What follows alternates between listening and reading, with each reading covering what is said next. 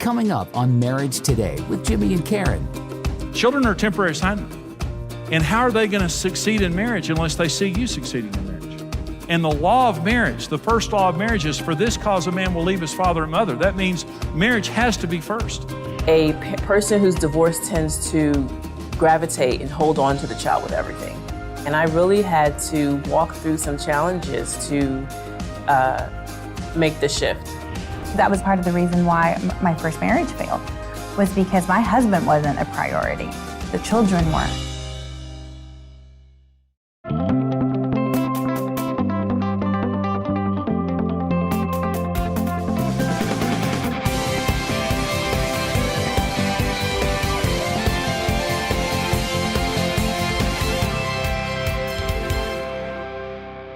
A blended family, when you define blended families, it's a marriage where one or both spouses bring children with them from a previous marriage or relationship. Sometimes it wasn't a marriage. Sometimes it was, an unwanted pregnancy that, resulted in a child or children, or maybe multiple marriages or something like that. But there's a different dynamic to it. 50% of all families are blended families. But there's also higher divorce in blended families, which isn't necessary. In first marriages or, first relationships, there's marriage and there's children. But in a blended family, there's children and there's marriage. Okay. And the priority of the relationship can get off to a bad start from day one. The children become first. Let me talk to you about this. Marriage is the nucleus of a family, not children. And children are a temporary assignment. They won't be there for a long time. They really won't. And I remember when they put our daughter into my arms, my son into my arms when they were born, and I remember when I put their arm in somebody else's because I did their ceremonies when I married them all. They're gonna grow up. Children are a temporary assignment. And how are they gonna succeed in marriage unless they see you succeeding in marriage? And the law of marriage, the first law of marriage is, for this cause a man will leave his father and mother. That means marriage has to be first. It doesn't work in any other place. It won't work as second. It can't be behind your children. Your children are not as important as your marriage. They're not. Because your children are going to go someday. When they're, 18, 19, 38, they're going to leave someday. Thank God. And when they leave, they don't want you following them around. I'm just telling you, I have kids. They're grown. My kids are in their 30s. They have kids. I have grandkids. And I'm just telling you, we are very close. They don't want you in their business. They don't want... And what's going to happen to your life when they leave? Will you have given up your marriage for your children and have nothing left? You put your marriage first. You're not doing anything bad for your children. You're doing everything good for your children. Your children feel more secure when you're happy. And they see you happy in marriage. Number two, when they see you happily married, you're giving them a vision for their future. Even if there's been problems in the past, they can see a vision of hope for their future. Number three, when they leave, you have a stable life and you won't follow them around because you're emotionally needy. Marriage has to be first. And what that means is, like Karen and I was an example, we were busy, and when our kids were growing up, we were busy. But what we did is, when I got home, we would take a couple of 2 or 3 hours, and it was all about our kids. And we had dinner with the kids. We spent time with the kids. I would take the kids in their bedroom. I'd put them to bed. I had a guitar. I would sing some worship songs with them. We would talk. We would pray. And they always wanted to talk and pray some more, so we'd sit there and talk and pray. And as soon as I finished, I said, now, kids, this is Mom and I's time now. And it would be, 9 at night or something like that. We didn't make our kids go to bed, but we let them read. They couldn't watch TV or anything, but we let them read as long as they wanted to. We didn't care. And we made them read, but we just said, don't walk out the door unless there's some horrible emergency. Don't walk out the door. And they would, and they'd come pick the lock on our door. We had to hire guards and stuff, but it was ugly. And we taught them to respect our time. And on a regular basis, we had a date night. And on a regular basis, once every 6 or 7 weeks, we'd go somewhere for the night and let our parents take care of them. And we didn't have a lot of money, so we'd just go to a cheap motel 30 miles away, and we'd spend a wonderful weekend together. And we prioritized our marriage. And when our children left, we thanked God that we prioritized our marriage, because we had a strong marriage, and we showed them a strong marriage in the meantime. And again, you may have made mistakes. You may have been through a divorce or two, but I'm saying, that's okay. Let this be the last. Let this be the relationship that you focus on. And maybe if you've made mistakes before, don't keep making those mistakes. And I want to go back and say, listen, there are some awesome blended families. Blended families can thrive, just like an intact nuclear family. A blended family can thrive. You just need to understand the day one dynamics and understand the laws of marriage don't change. The law of priority says marriage has to be first. A family doesn't build around children. A family builds around marriage. It becomes the nucleus that everything revolves around. Work on your marriage. You're doing your children a favor when you do that. And obviously love your children. Obviously give your children quality time and just lavish them. But I'm saying, but your marriage comes first. Number two, the law of possession. When you get married, you have to share everything.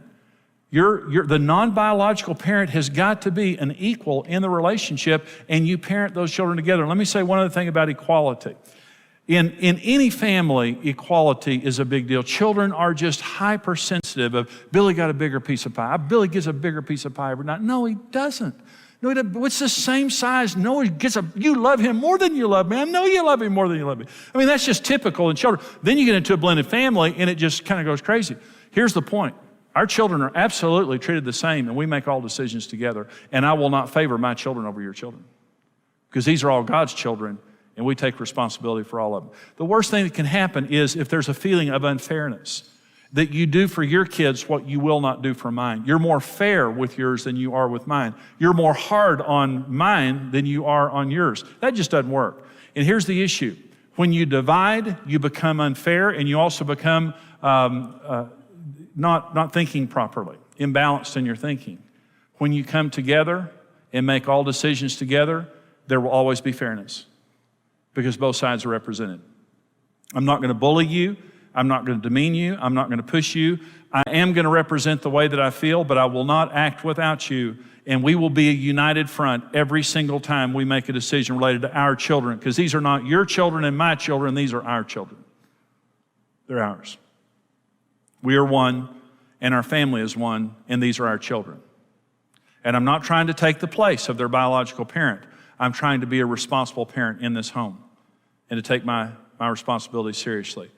Priority, pursuit. I'm going to pursue you and work hard at this relationship and not spend all my energy somewhere else. Possession, we are one. And purity says the man and his wife were both naked and unashamed. And that means I'm going to be careful about what I do. And when I do something wrong, I'm going to take responsibility.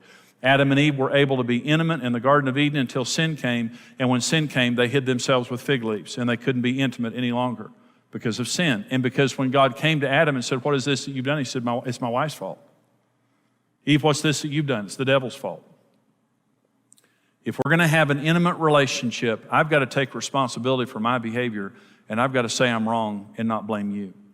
Those are the 4 laws of marriage, and they're true for every marriage, but in a step family or a blended family, we have to be particularly focused on keeping those laws. And if you do, your marriage will flourish, your family will flourish. And if you don't, you're just going to have additional problems. But let me say this as I close. Every family has challenges, and every marriage has challenges. And I want to go back to one of the first statements that I made. A lot of people in blended families, they somehow feel guilty, or that they're second-class citizens, or somehow they're not as special, or something like that. That is baloney. All of us, Karen and I, we almost divorced. I mean, God, I think really only reason God uses this is because if He can do it with us, He can do it with anybody. I mean, I know that I would have been divorced many times if it wouldn't have been for the grace of God. God can't love you anymore. I mean, He loves you as much as He loves anybody else. Your family is as special as any other family. And if you don't believe that, you're wrong. Your family is special. And God can do wonderful, miraculous things through your family. And there's not one other family more special than your family. You just have to believe that. God's on your side. He's with you. And whatever problems that you're having, everybody's having struggles. Everybody's having struggles. But we can make it if God is our partner, and we're teachable, and we do the right thing. I hope you enjoyed that teaching. I love teaching to blended families because, they have special issues.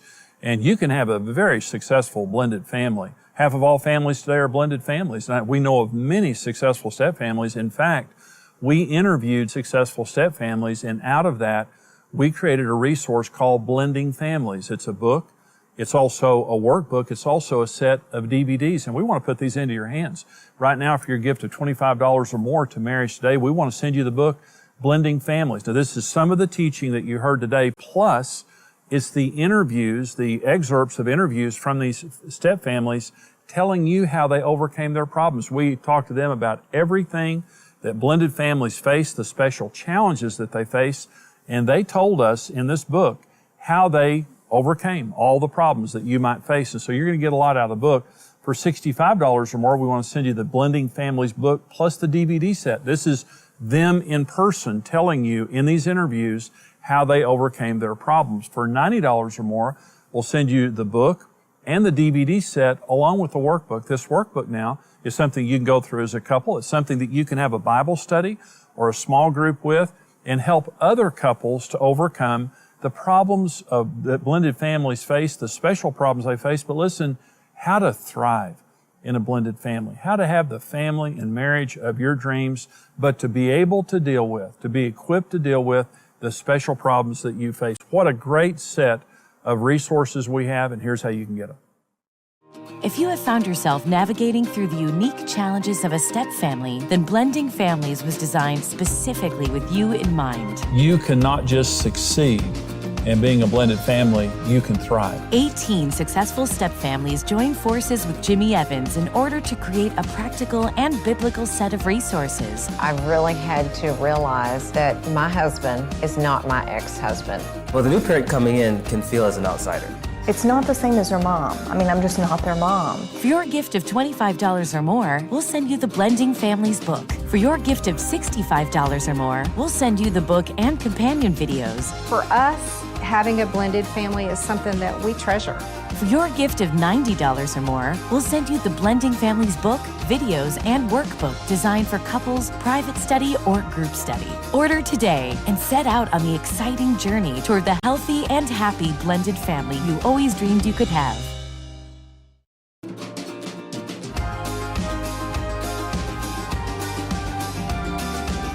One of the things that is so critical in having a blended family is your marriage has to come first. And your family has to come first. Right after your marriage is your children. And priorities have to be right in order for your family to work. Your children can't come before your marriage.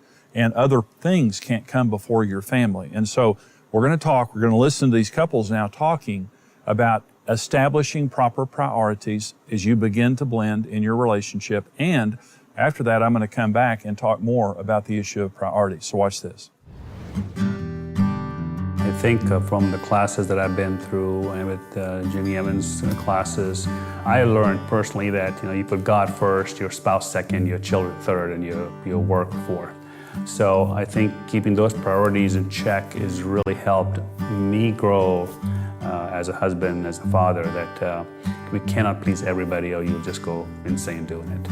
Actually, I keep that on a sticky note. Having that list keeps it very real for me, knowing that when I've had a frustrating morning or I'm tempted to be frustrated with him, I can look at that list and be like, oh, I need to go cook him breakfast or whatever, because it's so easy to get caught up in the thing. And for me, a lot of times it's the thing at the bottom, it's work, it's Monday through Friday. So I think that is something that keeps me directed and on target. I had to do a lot of rearranging because I had a child before and I was married before, and so I was a single parent managing all of this household stuff before. So God was always first in our lives, mine and Isaiah's, even though he was just little. It was paramount in our how we conducted ourselves.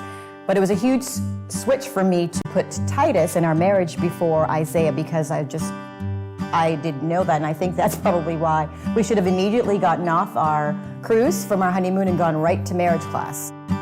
Sometimes you don't agree with your spouse on things, and you kind of do want to do something for your kids that maybe your spouse doesn't see as such a priority. But to side with your kids, you're undermining that positioning.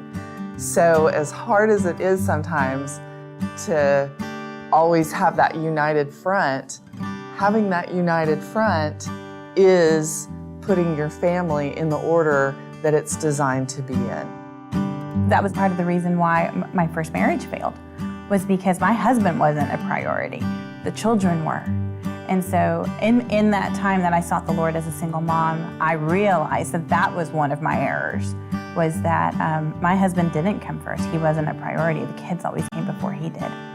And so I would definitely say that you know, being able to go to the Lord first and everything and all our decisions has made the difference in this marriage. It's very short-sighted to give up the priority of your marriage for the sake of your children. And your children may be hurting. Your children coming out of maybe a previous marriage or something. They may be going through something. But let me say something to you. If a broken marriage hurt your children, a good marriage will heal them. When they're in the presence of a stable home and they're seeing you succeed in marriage, that's going to help to heal them. And number two, how are your children going to succeed in marriage unless you show them how? And so as you're prioritizing your marriage and you're working on your marriage, you're literally showing your children are being healed as they see that, but you're also showing your children how to succeed later in life as they go and be married. And as you build disciplines and traditions that are inviolable in your marriage, first of all, it's going to build a great marriage. Secondly, it's going to train your children properly. And thirdly, it's going to put your children in an atmosphere of feeling secure in a home where there's a stable marriage. This isn't just a principle. It's not just a good idea. It's one of the inviolable laws of marriage that God said in Genesis chapter 2, for the sake of marriage, it's got to be first. More than friends, more than work, more than hobbies, more than sports, more than kids, more than church.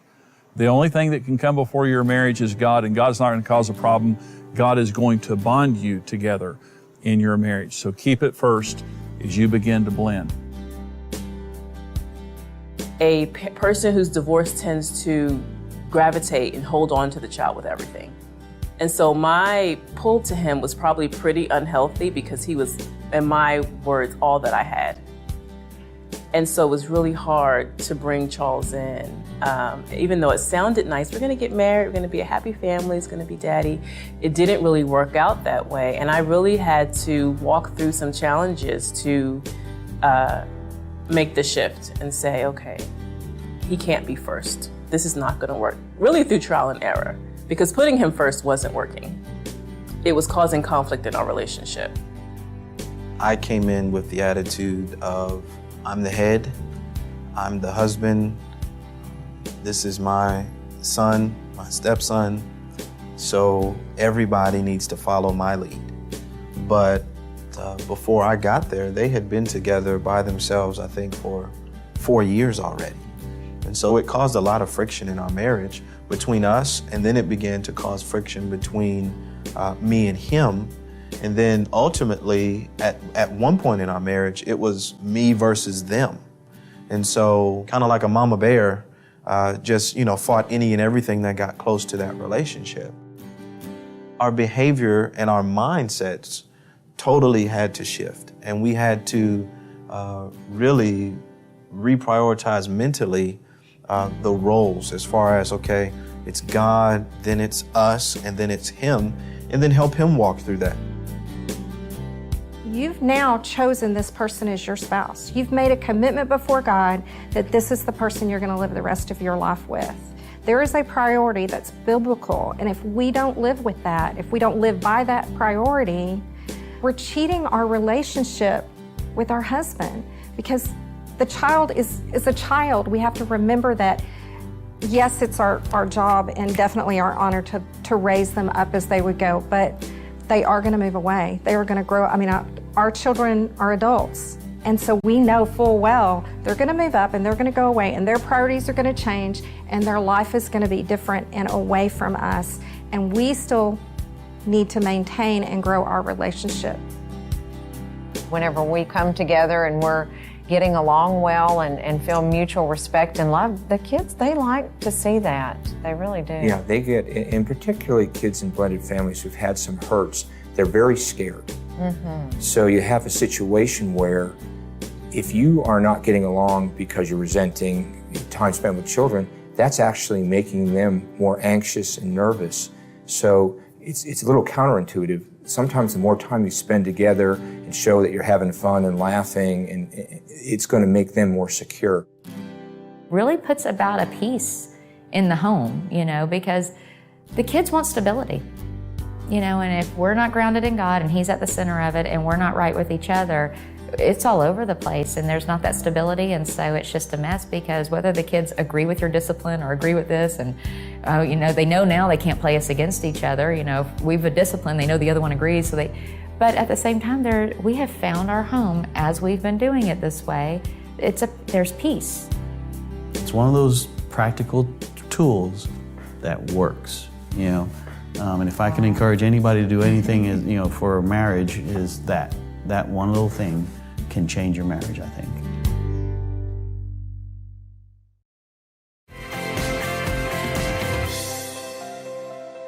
This program is on the priority in blended families, the priority of the marriage in blended families. Well, I was talking to a pastor about a month ago, and this pastor conducts blended family seminars in his church.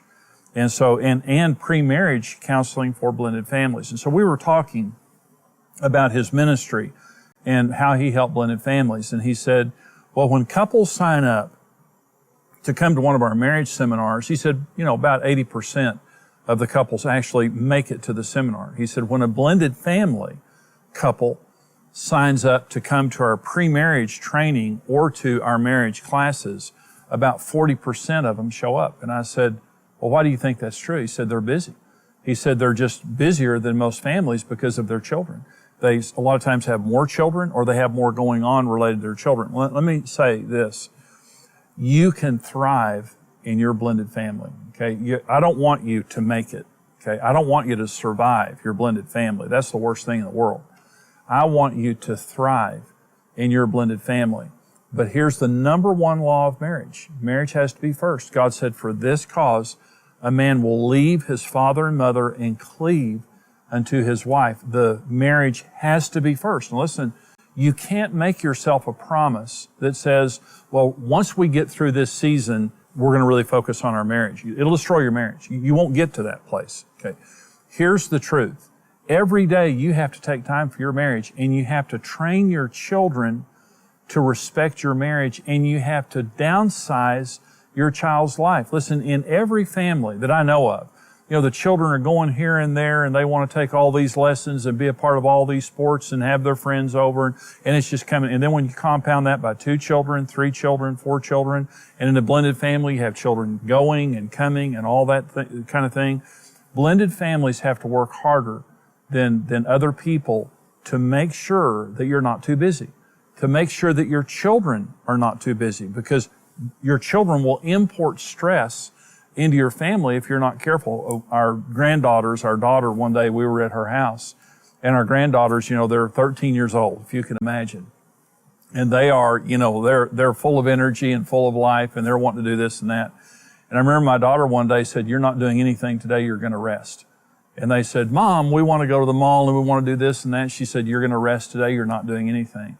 And it was such a peaceful day around the house. But my daughter just had to put her foot down and say, no, we're not doing this. Listen, you have to make sure that your life is manageable and that your child's life is manageable, and that you have time for your marriage and your family first, and that there's not all this busyness going on. Marriage has to be first. Whatever you have to sacrifice, don't sacrifice your marriage, and don't sacrifice your children. And your marriage has to come before your children. A family isn't built around children. A family is built around marriage. And once your children leave, you've still got your marriage. Listen, you can succeed in marriage. You can thrive in a blended family relationship. But the first law is the law of priority. Every day, we're going to make our marriage first. Every day, we're going to spend time together, special time together, and that's going to be the basis of our parenting and the basis of our family. And that's advice, I promise, that will help you when you put it into practice. Talk with your spouse about it. Talk as a couple about steps that you can take to make your marriage more of a priority. And I hope that's a blessing to you. Listen, we're able to come to you because of the financial support of precious people who give to us financially. Television is very expensive. What we do is very expensive, but you're worth it. And the other people that we go to are worth it. Your precious human lives that matter to God. And our passion is to help people to thrive in marriage and family relationships. But we can't do it without financial resources. I'm asking you, if you would would you stand with us financially here at Marriage Today and help us to come back to you, and also help us to go to help more couples, more families to succeed? The information is there on your screen of how you can call or go on our secure website, or you can also mail your gift into us. But I'm asking you to give your most generous gift right now to help us take this much needed message to couples all over the world. God bless you.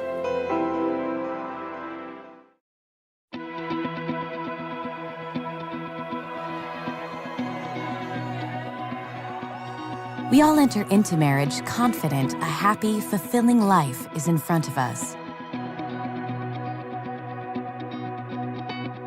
Over time, life's journeys can quickly deflate those expectations, and we're left feeling like we've fallen out of love. But with the right information and a mutual commitment to success, a better marriage is possible. Become a rock-solid partner and gain instant access to practical marriage help in topics ranging from communication, needs, and intimacy, as well as blended families, intentional dating, spiritual health, and much more. Marriage Today exists to help every person succeed in marriage. With your help, we can continue raising a standard for marriage and reverse the curse of family breakup in order to rebuild the nations one home at a time. That's why we're tied into the ministry. We want to be able to bless and give so they can keep doing what they're doing. There's just millions of marriages that need help, and if this is a way we can help facilitate that, then that's a great way to spend some money. We love Jimmy and Karen, and we love just learning more about how to be a better couple and how to help other couples like they do. Become a rock-solid partner with the ministry and mission of Marriage Today. Thank you for watching Marriage Today with Jimmy and Karen. Subscribe to Marriage Today's YouTube channel for more marriage-building videos and updates.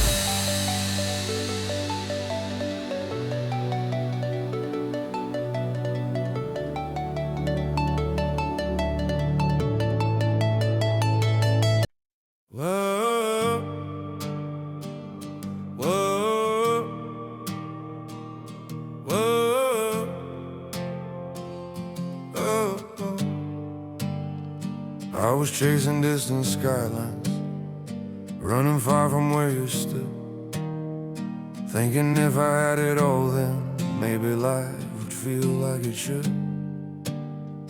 Every road kept pulling forward, every dream was somewhere new, but I never saw the pieces were all leading back to you.